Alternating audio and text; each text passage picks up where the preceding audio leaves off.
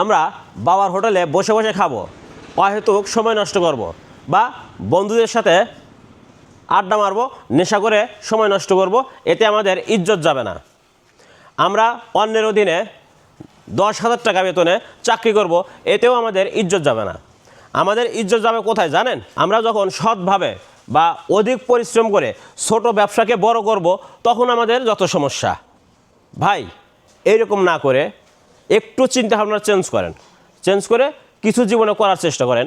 কিছু জীবনে করতে পারলে তাহলে জীবনে কিছু অর্জন করা সম্ভব।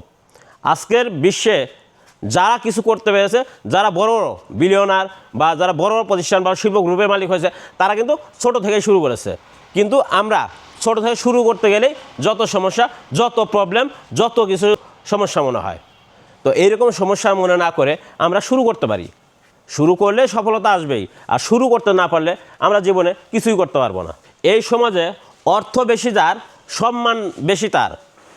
আপনার অর্থ নেই, আপনার সম্মানও নেই, যার যোগ্যতা নেই সেও কিন্তু আপনাকে নিয়ে কথা শোনাবে, কথা বলবে, অথচ আপনাকে সমালোচনা করার মতো যোগ্যতা কিন্তু তার নেই।